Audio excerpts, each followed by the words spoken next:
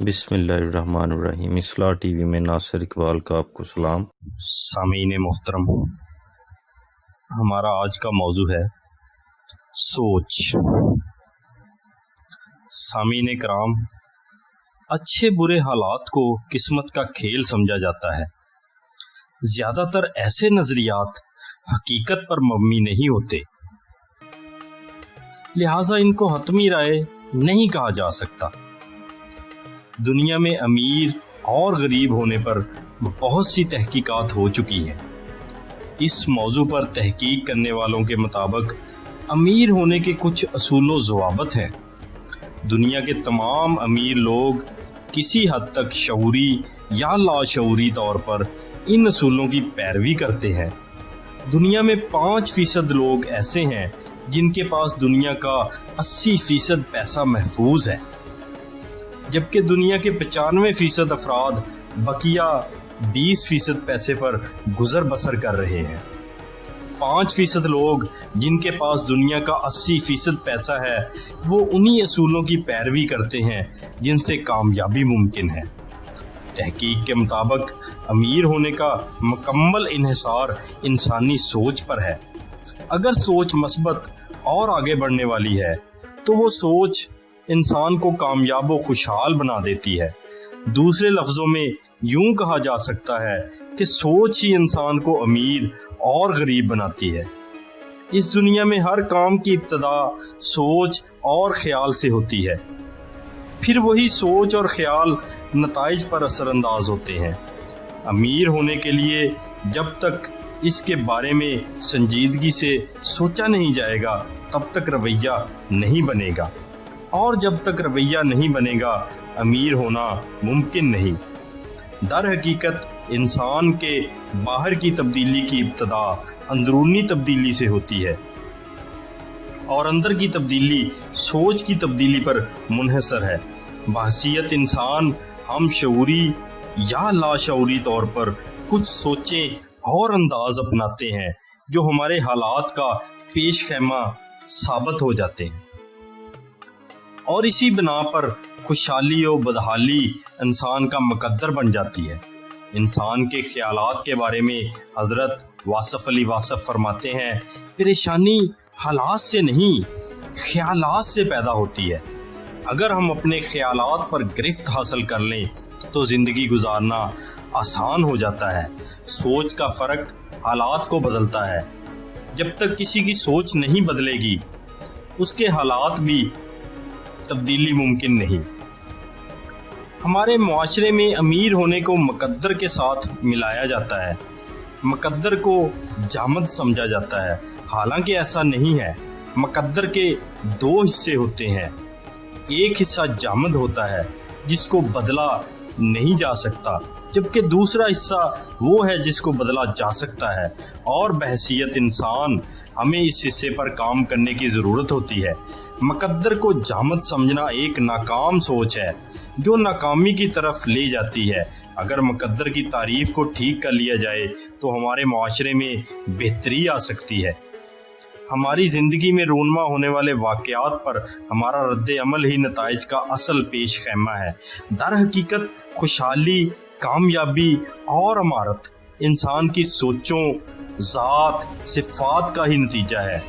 دنیا کے تمام کامیاب افراد میں وہ خوبیاں موجود ہوتی ہیں جو انہیں بلندیوں سے آشنا کرتی ہیں۔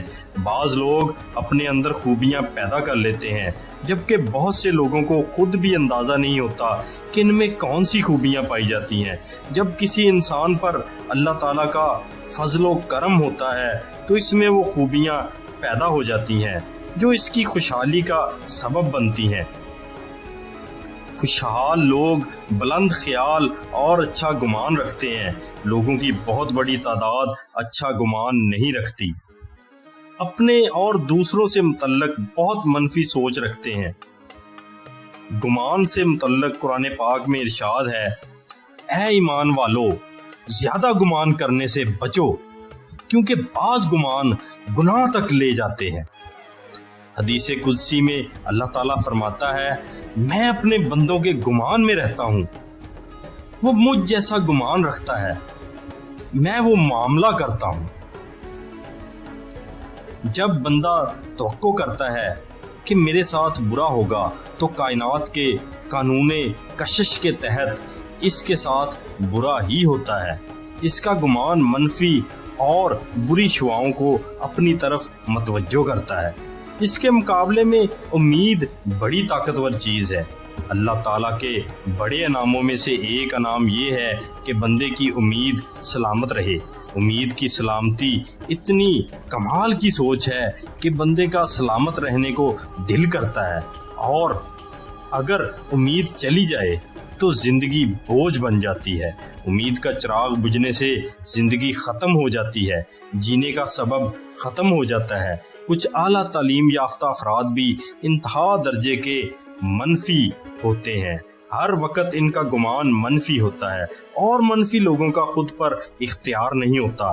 خود پر اختیار رکھنا انسان کو کامیاب کرتا ہے، لیکن خود پر اختیار رکھنا بہت مشکل ہے۔ خود پر اختیار تب آسان ہے جب انسان کی زندگی میں کوئی بڑا مقصد ہو جس کے لیے قربانی دی جا سکتی ہو۔ زندگی میں بڑا مقصد ہونے سے منفیت بھی اثر انداز نہیں ہوتی۔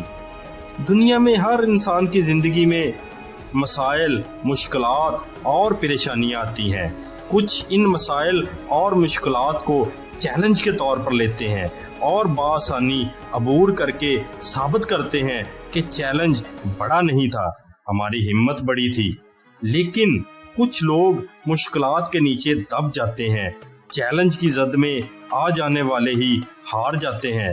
اگر بندہ مشکلات کا سامنا کرنے کے لیے اپنی ہمت کو بڑھا لے تو ایک وقت آئے گا کہ اس کی مشکلیں آسان ہو جائیں گی۔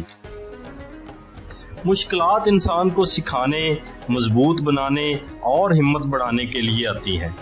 مفہوم حدیث ہے کہ مومن پہلی بار کی غلطی سے سیکھ لیتا ہے اور اس کے بعد اپنے رویے میں ایسی تبدیلی لے کر آتا ہے جس سے مشکلات آسان ہو جاتی ہیں۔ کامیابی اور ناکامی، امیری اور غریبی کا عادات سے بہت گہرا تعلق ہے۔ بچپن سے بچہ جو سیکھتا ہے وہ اس کی عادت بن جاتی ہے، پھر وہی عادات اس کی سوچ اور عمل پر اثر انداز ہوتی ہیں۔ لہٰذا اپنے بچوں کو اچھی عادات کی وراثت دیں۔ بچے لاشعوری طور پر سیکھتے ہیں۔ ہمارے زیادہ تر رویے ایسے ہیں جو سیکھنے کے بعد بنتے ہیں۔ بچوں کو کامیاب لوگوں کے پاس لے کر جایا کریں اور انہیں کامیاب داستانوں کے متعلق بتایا کریں۔ بچے کو وراثت میں جائیداد دیں یا نہ دیں، لیکن آگے بڑھنے کا جذبہ ضرور پیدا کریں۔ ہر کامیاب انسان اپنے بچے کو کامیابی کے گر سکھاتا ہے تاکہ وہ اس فن سے اپنے احساسوں کی حفاظت کر سکیں۔ اگر کسی کے حالات اچھے نہیں ہیں تو اسے چاہیے ایسے انسان کو تلاش کرے جو کامیاب اور خوشحال ہو، پھر اس کی صحبت میں وقت گزارے۔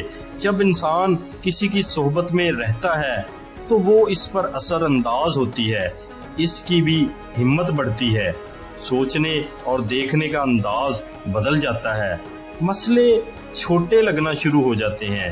بڑے لوگوں کا انداز فکر اور عادات اپنے اندر پیدا کر لینے سے بڑے مسئلے حل ہو جاتے ہیں۔ کہا جاتا ہے کہ اپنے اندر خوشحال اور امیر لوگوں کی عادات پیدا کر لیں تو آپ بھی خوشحال ہو جائیں گے۔